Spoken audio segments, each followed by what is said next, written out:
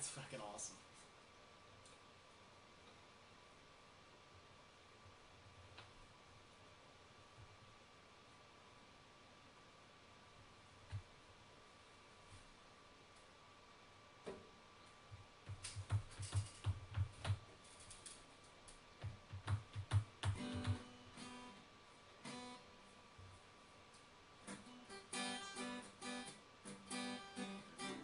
Yeah. Is the mic? Can you hear me? Yeah. Yeah.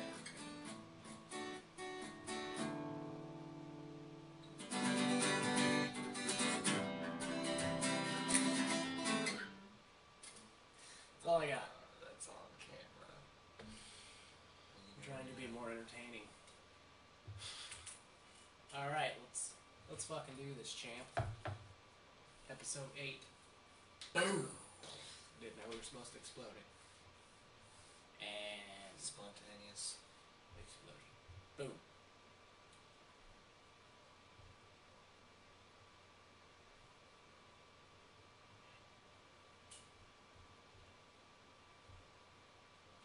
Hey, for joining us, thank you. If you're not, I don't What the know. fuck's your problem, man? Yeah, why aren't you joining us? This is episode 8 of Ape Shit, an atheistic view of anything. I, as always, am .com, and my partner over here... V-Daddy's still here. Yeah, legend has it, V-Daddy actually birthed himself. This man's a legend. We're going to have to get that story sometime. Okay. Alright. Getting into it, we're going to talk about some UFC stuff. Last night, well, first, the Ultimate Fighter 17 finale was on. We didn't talk much about that because we haven't really been covering the Ultimate Fighter, but this was by far, in my opinion, the best season of the Ultimate Fighter. But one thing I did want to mention about that, the fight between Miesha Tate and Kat Zingano, that was a fucking awesome fight. It was the second ever female fight in the UFC, and Kat Zingano actually won by TKO in the first round. Vicious knees, vicious Awesome. strikes. It was great. And like we Right. said before in previous podcasts, that we're both... .com was already sold on women's fighting. I wasn't previously, before I had ever saw Ronda Rousey fight or anybody else. But yeah, after even that first fight, and definitely the second fight, has sealed the deal for me on women's fighting and the UFC. You can't go wrong with it. Oh no, not at all. Like I said, well, we were talking about this well, actually yesterday before we watched. Well, we just watched the fights tonight, actually, but we were talking about the female fight between Tate and Zingano, and I mean, he was talking about how he wasn't sold initially on it, but I was like, look, I mean, it's like a male fight. You're gonna have boring female fights. You're gonna have boring male MMA fights, but a lot of them are fucking wars, man. Right. Definitely some good shit. But UFC on Fox, Bendo versus Melendez. Gilbert Melendez versus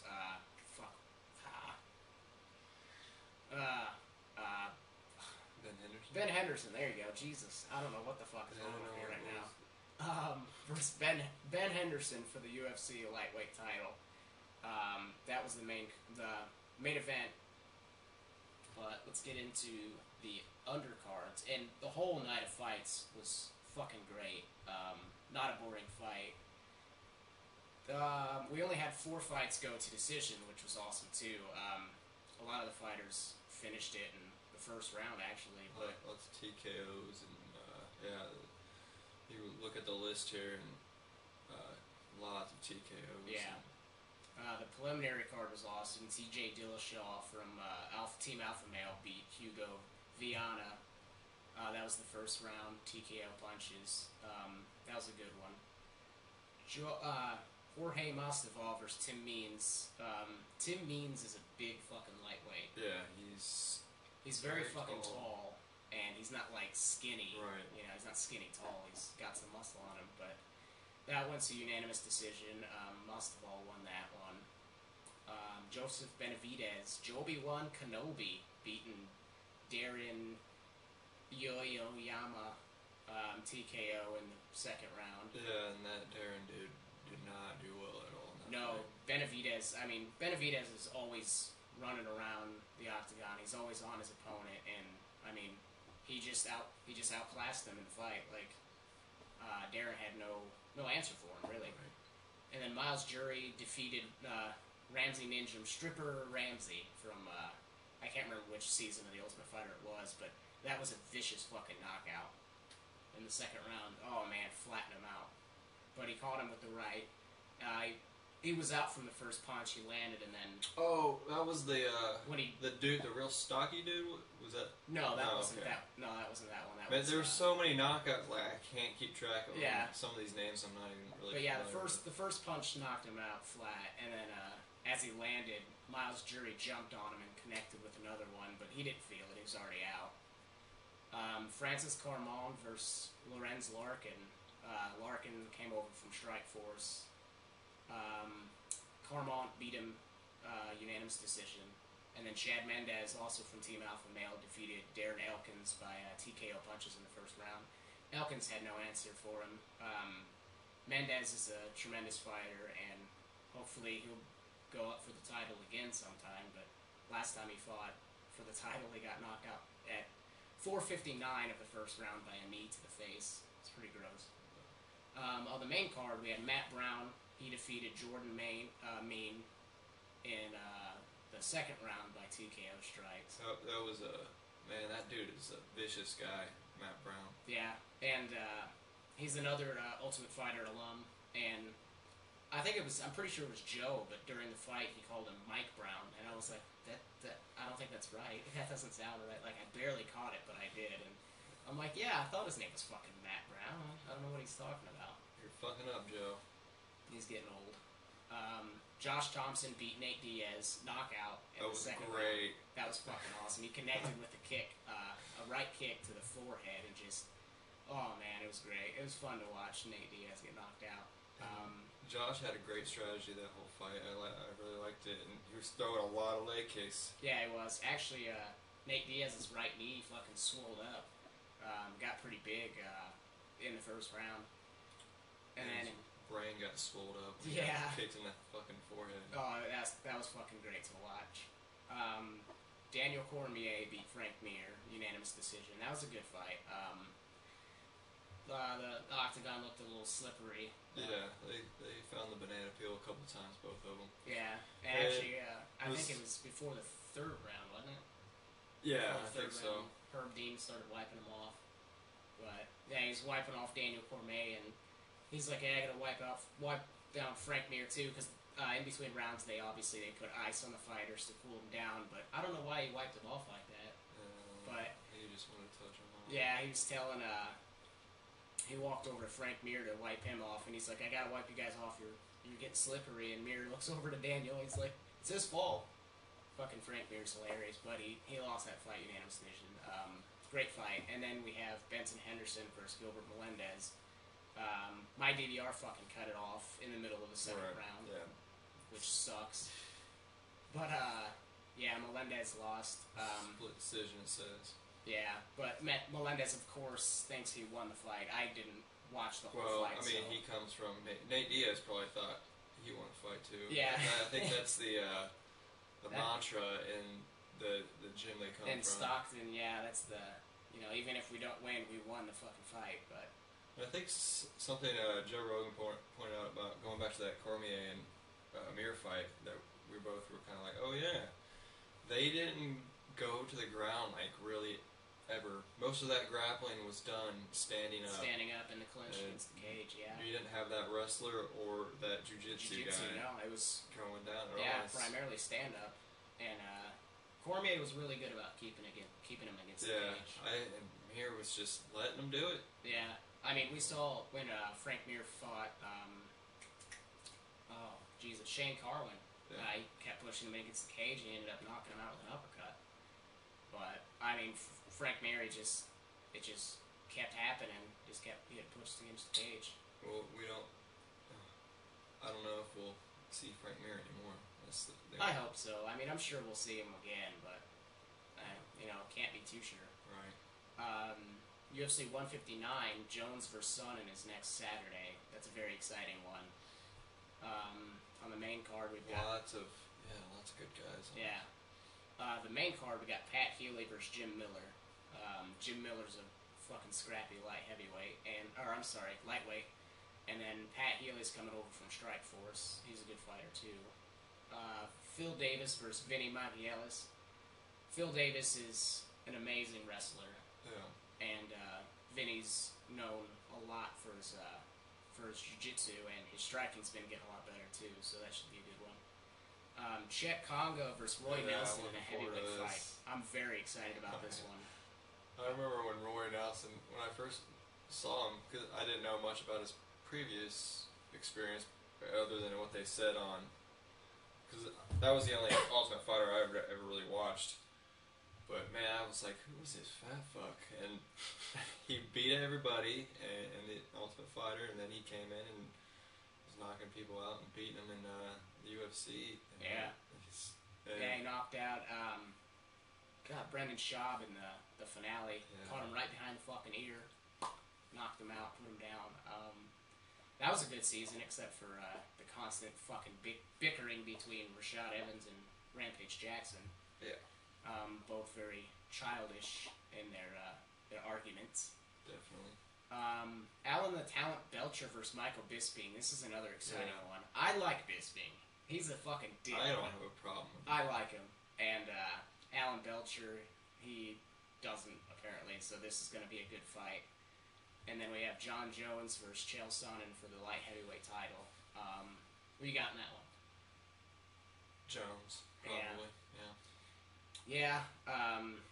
If anything, just because I'm not a big fan of Sonnen anyways. Yeah. But I mean, I'm not a huge John Jones fan, and I think John Jones is probably just a better fighter. Yeah, he's definitely a better striker. Chael Sonnen has the wrestling, but I mean, he's explosive. We saw it against Anderson Silva in their first fight, and actually in the second fight too. He took him down a few times in the first round, but I mean, he can get in on John Jones. He can take him down, I guarantee that. But I mean, keeping him down is a completely different thing. And John Jones is so tall. I mean, he's got like an 84.5 reach wingspan, I guess. But I mean, he's got the longest reach in the UFC history. But that should be a good fucking fight. An exciting night of fights next weekend. Go check it out. UFC 159. Fuck yeah. Speaking of UFC, Josh Rosenthal, he's the referee. I'm sure you've seen him in the cage. Well, you won't see him in the cage for a while because he pled guilty to felony charges of conspiracy to manufacture and distribute marijuana, and he's actually awaiting sentencing in the U.S. District Court of Northern California. The charges came from a raid by federal agents on a warehouse that Josh Rosenthal owns, and they actually found 1,000 marijuana plants. 1,000 marijuana plants, estimated to be valued at more than $6 million. That's a lot of fucking pot. They should have put van, not Ben. Yeah, we got a little typo, a grammatical error on the website, on the Yahoo Sports page that's showing us the story. But the government is recommending 37 months in jail. Oh, well, that's not as bad as you might think it would be, really. But he's also going to be given fines and around 5 years probation. And, of course, during the probation, he's going to be randomly searched for marijuana paraphernalia and shit like that. But yeah, it looks like it says he made some kind of agreement or something because he was facing 10 years to life in prison and a $10 million fine. Yeah, that's a lot of fucking time and a lot of money to be giving up. And if you know anything about me, I would just say that he's not guilty of anything, but, you know, I don't make the laws, unfortunately. Yeah, unfortunately. But, yeah, that's the UFC news. Always exciting shit going on in the UFC.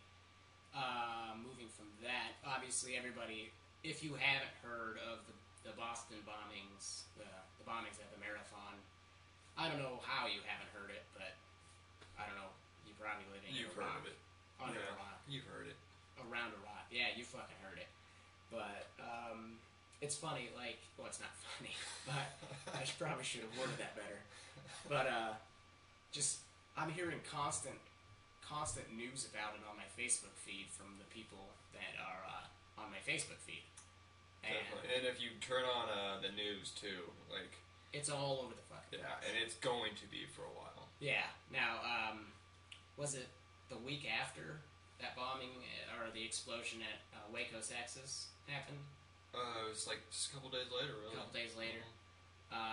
Yeah, that happened, killed more people, and still, I mean, only 3 people were It killed, was in which the is a news good thing. for a day. At the Boston Marathon, only 3 people were killed. 176 were injured. But I mean, I don't know, because the news carries this story.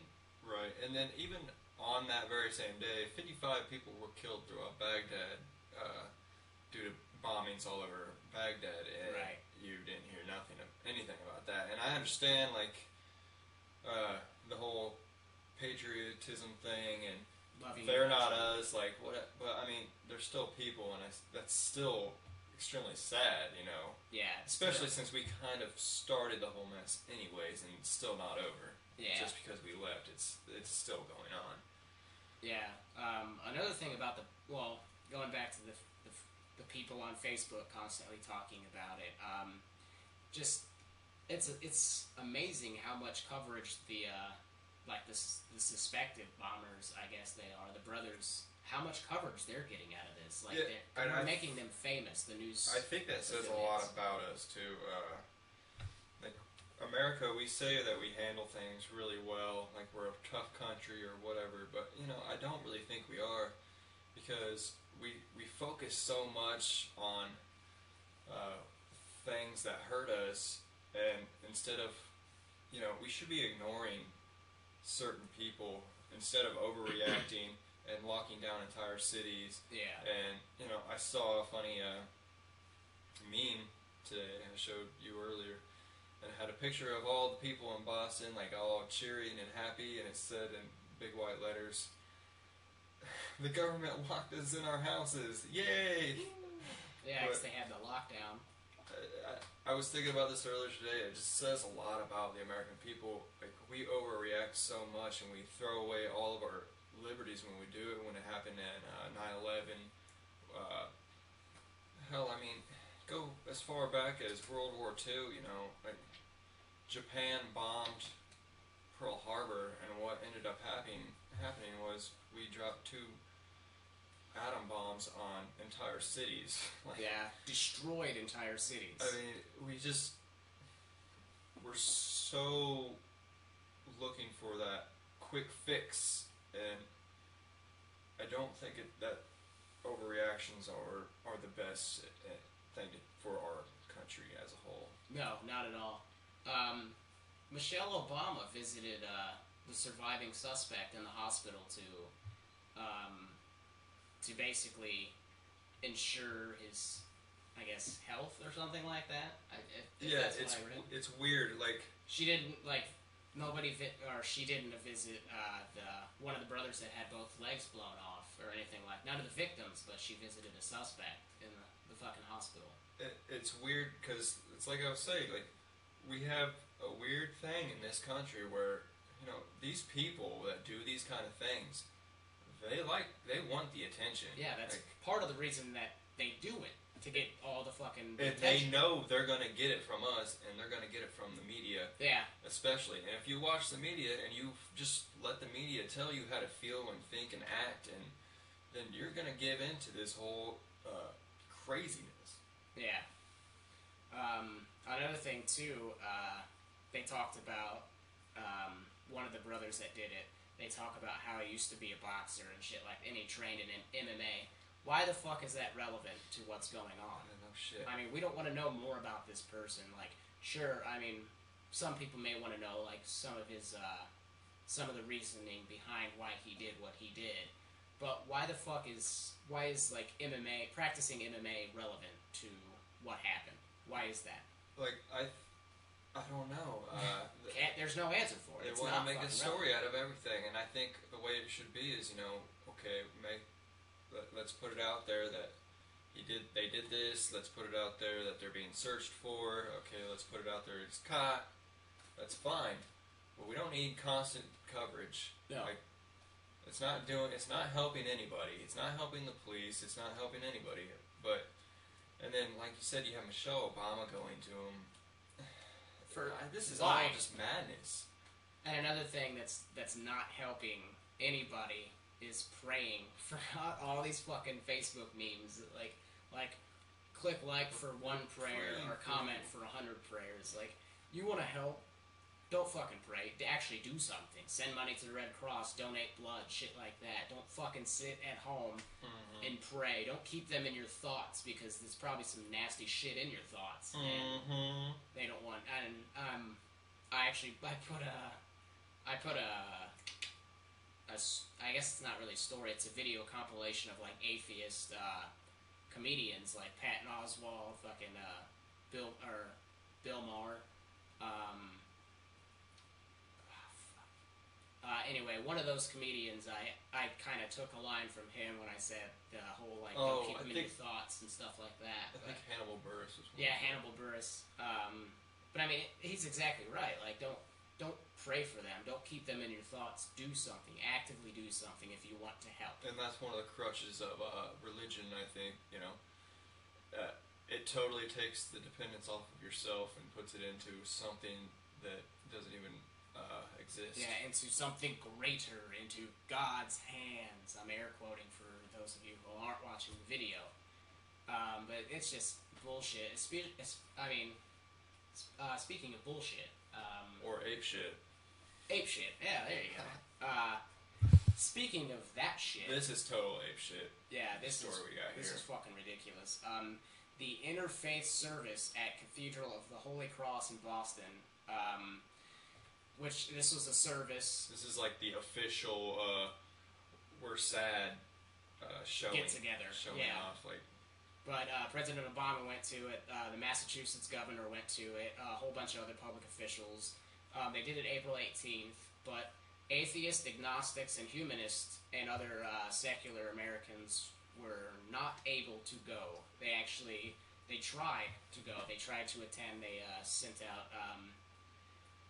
I guess they just wanted to go, but they were fucking denied representation at this event, and I can't imagine why. I think that's one of the most telling things about President Obama and the Democrats in general. A lot of liberals, or a lot of atheists, sympathize with the Democrats and liberal side of things, and because they think that's the smarter party, right? That they're more intelligent, they want education, they want to pay money for education, all this and that, and they're the more accepting and tolerant party, but when it comes down to it, they're not. I mean, most of the country isn't atheist, so whatever's going to get the support that Obama wants, like, he's going to go with that. And I think it's just a big flaw that a lot of atheists tend to do. And this goes to show you that he's not exactly on our side. Yeah. I got this story from theexaminer.com, and I'm going to go ahead and quote a part of this paragraph here. The Secular Coalition for America reports at least 2 of the victims in the bombings at the Boston Marathon on Monday had ties to the humanist community in the greater Boston area. Celeste Corcoran of Lowell, Massachusetts, who lost both her legs at the knees in one of the bomb blasts, and her 18-year-old daughter, Sydney, who suffered severe injuries as a result of being hit by shrapnel. It doesn't fucking matter what she thinks. I guess it's fuck her, right? Yeah, fuck. I mean, I'm going to continue the quote here. The Secular Coalition for Massachusetts and the Boston Atheist report that they repeatedly, damn it, reached out to the Governor's Office of Community Affairs, the Massachusetts Council of Churches, and the Mayor's Office in attempts to secure a place at the public table, but were ignored and stonewalled by public officials. American Atheist President David Silverman said, Another quote. These tragedies affect all citizens, including atheists, the fastest growing religious demographic in New England. We deserve not to be shut out of the mourning process. We deserve a place at the table and at the community, end quote. That's fucking ridiculous. I mean, it's another thing that atheists just, I don't know, like, have to take on the chin. We don't have any other choice. It's just bullshit that... It's total... Ape shit. Sorry. Shit, Another thing about the bombings, this was, I think, the next day that I saw this Yahoo News story. But there's already... The day after, they already have conspiracy theories about the bombings. And we're going to go through some of those now. Number 5 is the man on the roof. I'm sure if you watch the news or have people who you know, then you've probably heard or seen pictures on any sort of web page on the internet about a man on the roof. And it's a blurry photo. You can't tell who's in the picture, who's on the roof. It's from far away. It's definitely a fucking guy on the roof, though. But they think that the guy on the roof had ties to the bombing. Because he's on a roof. Because he's on a roof. Yeah, exactly. Not that the roof would provide ample vantage point for the race for a spectator. He couldn't be working on something on the roof. Right. He's part of the bombings. So, there you go. The man on the roof is number 5. Number 4, bomb-sniffing dogs. I had heard something about this, that they were doing some kind of drills. Or I don't know if they were. Yeah, they were doing drills before apparently the that's marathon. Also, that's automatically, I guess, that they're a part of it. Yeah. But, I don't know. Fuck it. The thing about, like, it's a marathon. It's something that they know. Authorities are going to know that a lot of people are going to show up to this thing. Spectators and runners, obviously. Yeah. So why not take precautions in case something happens? Case in point, a fucking bomb going off, or 2 bombs going off, even worse. But they took precautions. Apparently they didn't find anything, but it was a huge fucking area. Right. But, yeah, people, there's bomb-sniffing dogs there. They know something. You know, like, why didn't they stop it? Like, yeah.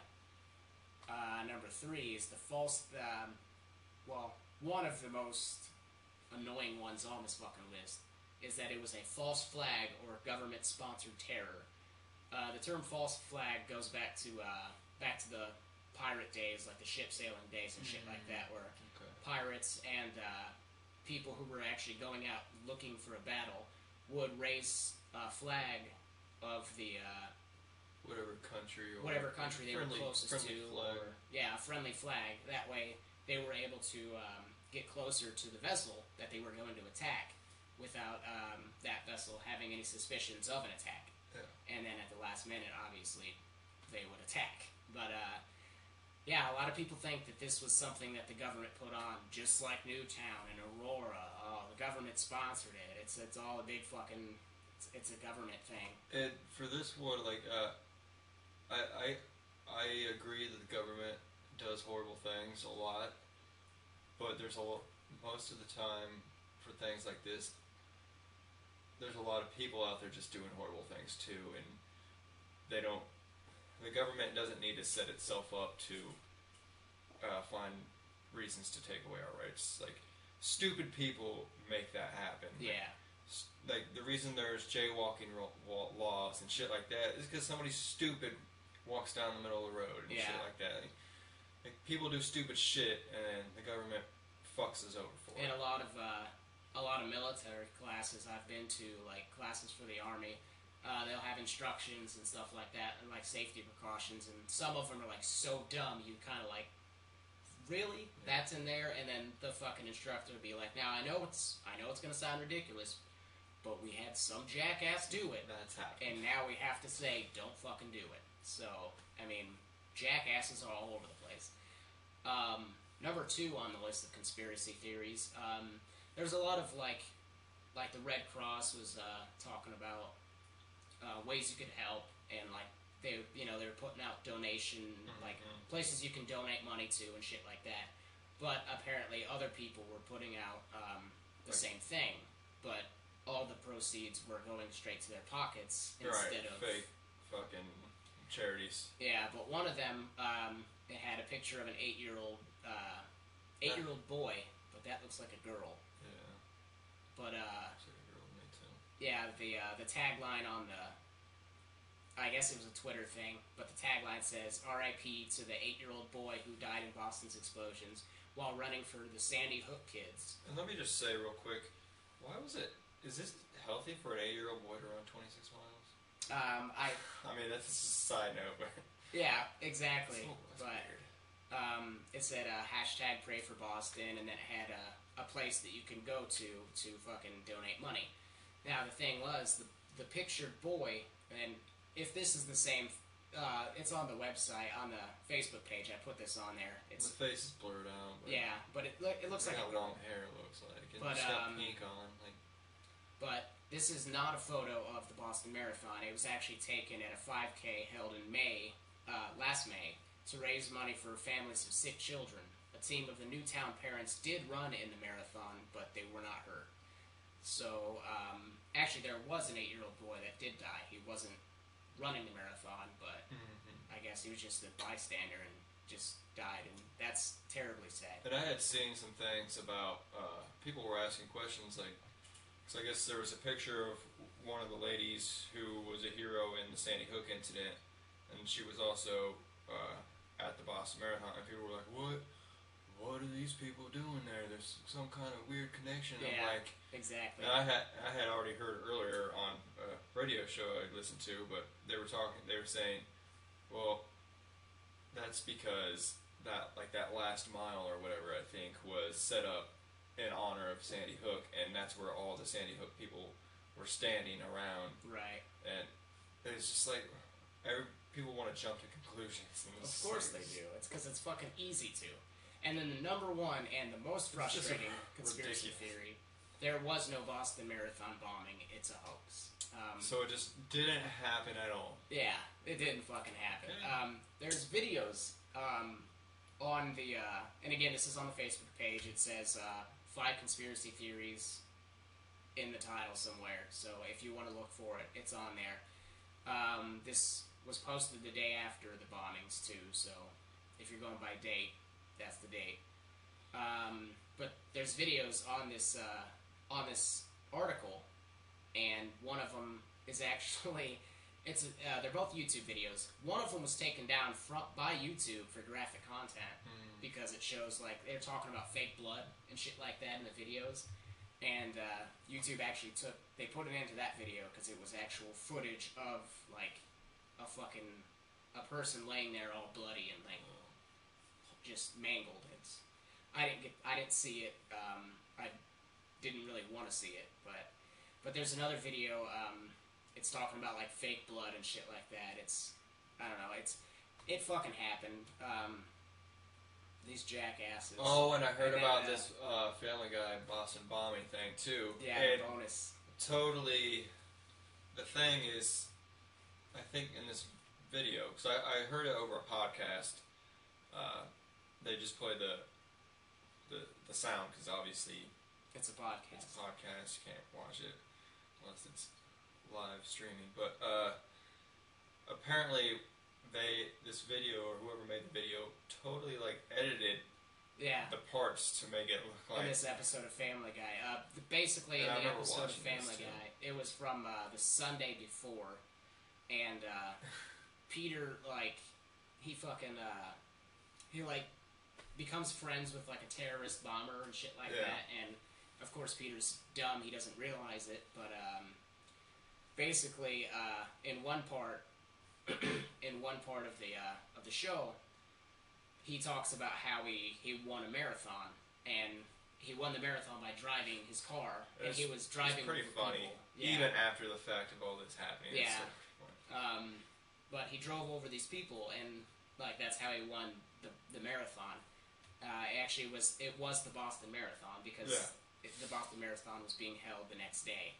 But later on in the episode, Peter has a cell phone that his new terrorist friend gave him to blow up a bridge that the terrorists wanted to blow up. And of course, again, Peter's stupid. After they catch the terrorist, put him away at the end of the episode, they're all sitting at the drunken clam, and Peter like grabs the phone and he dials a number and he puts it to his ear and you hear like an explosion outside and he's like, oh, must have dialed the wrong number. He does it again, you hear another explosion, and then he's like, oh, the damn phone must have like, Peter, please stop calling my mood or whatever. Yeah, something like that. But what they did, they edited the video of the episode to make it look like, because Peter was being interviewed about how he won the Boston Marathon. And I said, how'd you win? And then instead of playing the original clip, it goes straight to the clip of the cell phone. Right. And Seth MacFarlane was fucking pissed off about that too. I imagine so. About the person who edited that. And Fox cut the, they found the video online and they took it down from their website. But,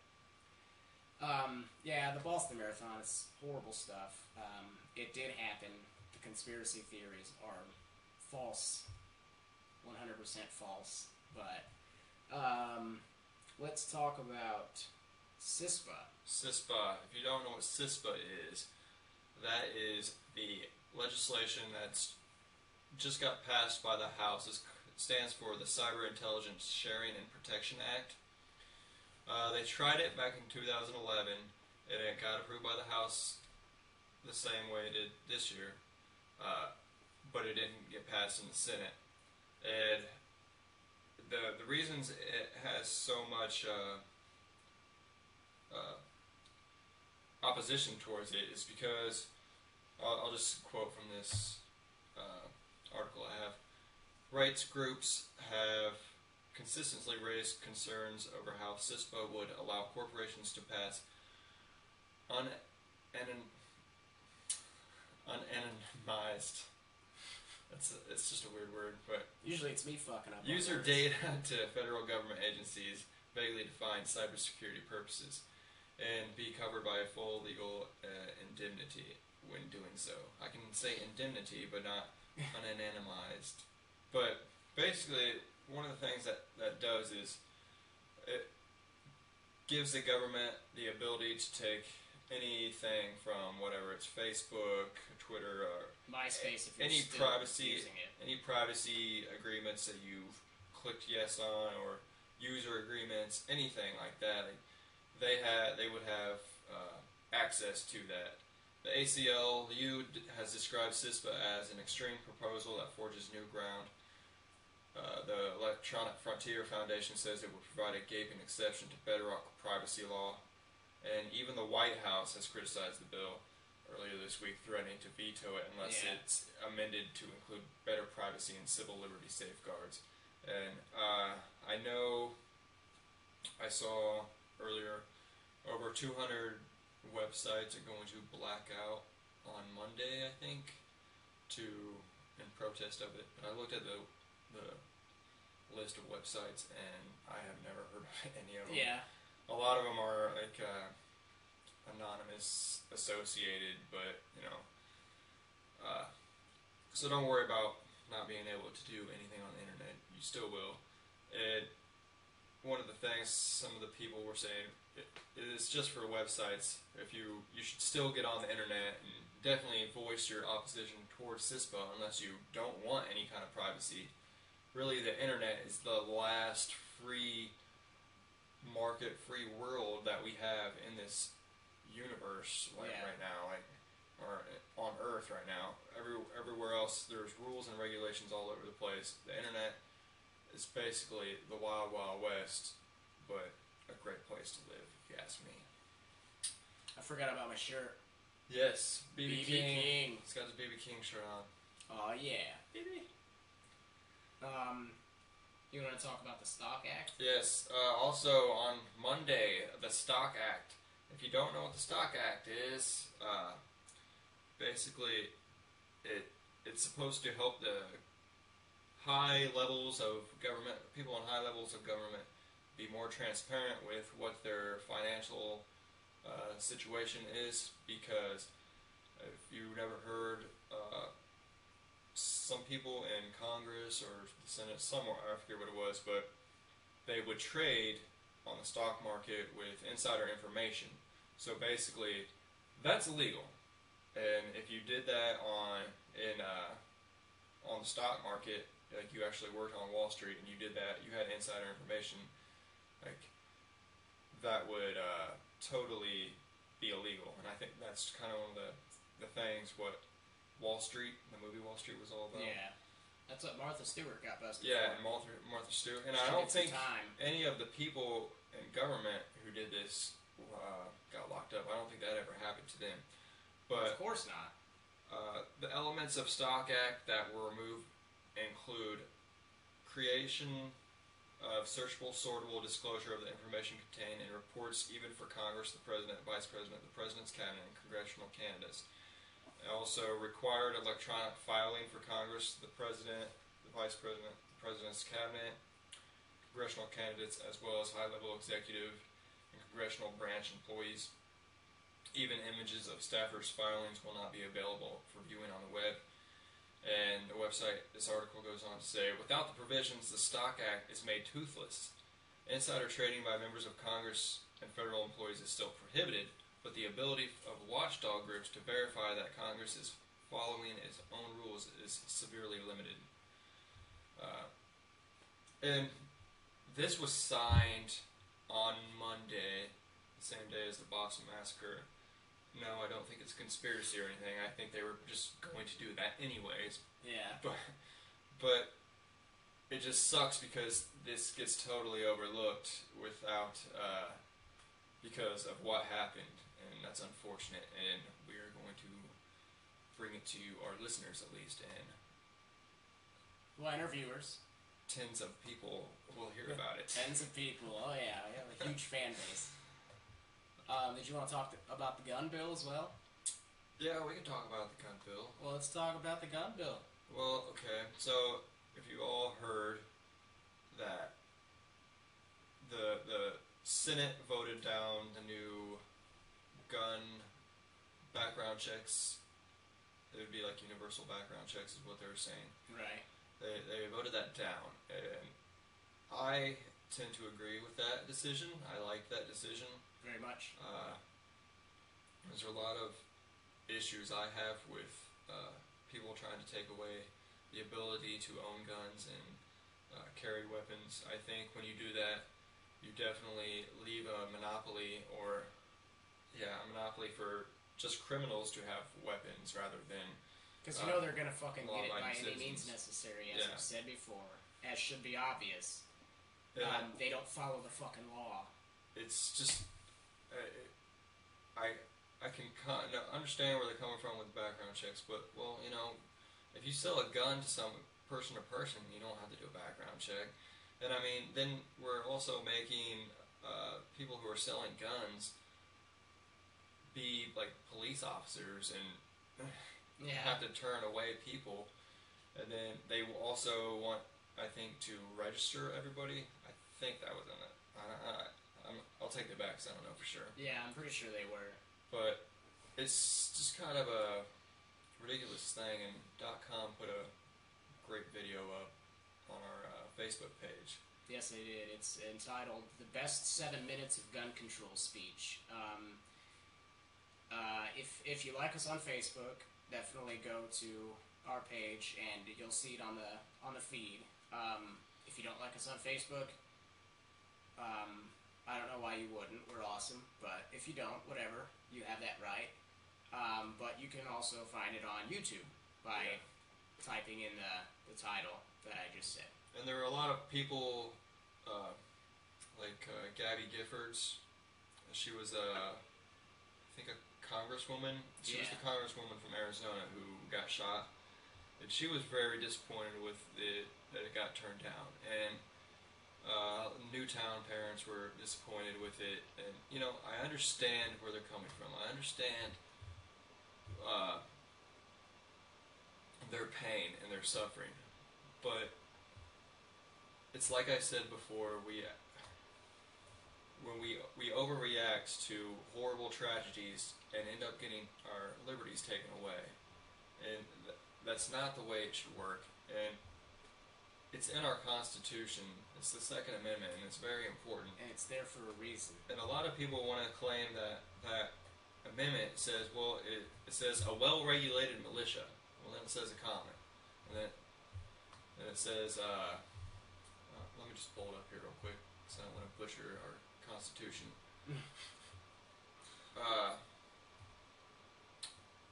A well-regulated militia being necessary to the security of a free state, the right of the people to keep and bear arms shall not be infringed. So, to me, what that's saying is we're supposed to have a well-regulated militia because we shouldn't have, because militaries, standing armies are dangerous, and our founding fathers knew this. They really thought they were. Like, they were just, because they were often used not only to defend us, but often throughout history, standing armies were also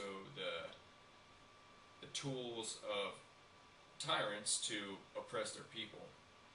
And a well-regulated militia, so the militia needs to be well-regulated, and it's necessary for the security of a free state, and then also the right of the people to keep and bear arms. Like that, the right of the people. Why wouldn't they just say the right of the militia to keep and bear arms? Right. They say the right of the people to keep and bear arms shall not be infringed. And what that law would do is infringe upon that right. Many of the writers of our Constitution, they believed that all of these rights that they lay out, the Bill of Rights, like these are either what, if you don't believe in God, like we don't, we would say they're natural law. Yeah. Like the right to defend yourself with a gun, like the right to say whatever the fuck you want, to the freedom of press, to the free flow of information, to protest, to not be searched and seized illegally, and you know the rest of them. Yeah. But they believed that was natural law, or if you believe in God, it's a God-given right. These are God-given rights, or these are natural rights. And a lot of atheists, actually, I feel, probably side with want the background checks very much so, and I think that's not the right direction. I don't think that's the right direction for an atheist to be following. No, I completely agree with you there. Another thing I put on the Facebook page is a link to a video. It's a YouTube video.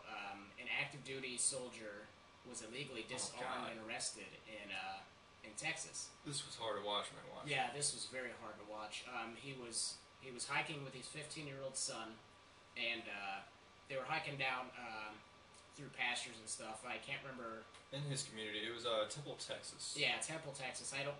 It was a 5-mile walk. It was a very rural area where coyotes and shit like that, and other rattlesnakes, and I guess what he was carrying the gun for that specific reason. He was carrying around an AR-15 around his neck. His hands were not on it, but a cop drove by.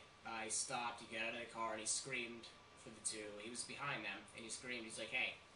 Got their attention. He turned around, and the cop starts waving him over. So they go up to this police officer, and I use that term loosely, even though he is a police officer, but he's a fucking sorry excuse for one. He asked him what he was doing. His name is Staff Sergeant Christopher Grisham, but he told him, he was talking to him about it, like I'm out here trying to get a merit badge for my son for his scout group or whatever. But apparently the cop said something about, like, he asked like why you were carrying the gun or something like that, and then he reached out for it to try to fucking grab it. He didn't ask to fucking take the gun. He didn't say hand your gun over. He said he just fucking reached out and grabbed it. And of course Grisham, natural instinct, he fucking pulled away. The the weapon was around his neck, so it went with him, and the cop ended up using force to fucking put him on the hood of his car. Right in front of his 15-year-old Right in front of his 15-year-old kid. Grisham had the wherewithal to remember about his camera. He pulled his camera out, started taking video of the whole thing. And his son started.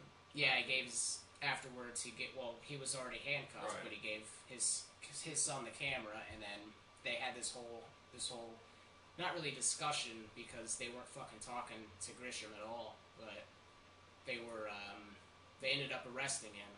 There were a couple things I found totally disturbing about this video, and one of them was, the first one was the fact that he wasn't really doing anything illegal. No. And the reason he knew his fucking laws too. Talking to the police officers, and the police officers were saying that members of the community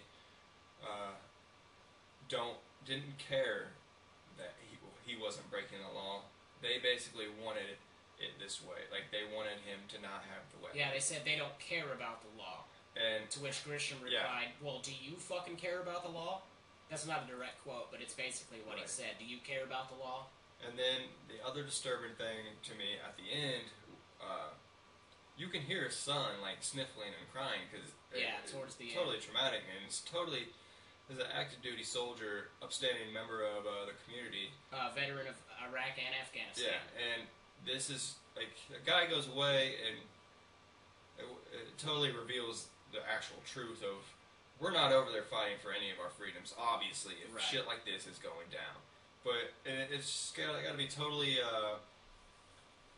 changing that kid's view of his father, probably for the good for his father. Yeah, but totally negative for the police. Yes, and totally probably rocks his faith of the American society and culture, and just how we're just a scared little nation. It seems like. Yeah, I mean, it's horrible. Like the cop kept saying, Grisham kept asking, "Did I break the law? Is it illegal for me to have it?" Because he knows it isn't. And the cop was like, cop that detained him with force, I might add. He kept saying, he's like, well, I kept saying, take your hand off of it, but his hands were nowhere near the fucking weapon. And then he kept saying, he's like, I don't know you. I don't know if you're gonna shoot me. Yeah. And Grisham's like, my hand wasn't even on the fucking weapon. Like, how do you think I was gonna shoot you? And the cop's like, well, I don't know you. Like, he kept just fucking... And he was like, well, I don't know you. Like, maybe you're a bad cop. Yeah, exactly. And he obviously was. Yeah, the cop's like, well, you're walking around with this weapon, a loaded weapon. And he's like, well, first of all, it's not loaded. Well, it's got the magazine in it, but there's nothing in the chamber. And then Grisham's like, well, you're walking around with a loaded weapon. I don't know you. Like, you know, like, how's that any fucking different? But Grisham knew his laws. He actually fought it. He created an Indiegogo website. He's trying to fight the whole thing, but he was arrested for, he was charged with resisting arrest, which is bullshit. He did not resist arrest. He just kept talking to the cop, trying to figure out why he was arrested, because they never told him. They didn't tell him anything. A Class A misdemeanor, which is resisting arrest, and then interrupting, disrupting, impeding, and interfering with a peace officer while performing a duty, a Class B misdemeanor, which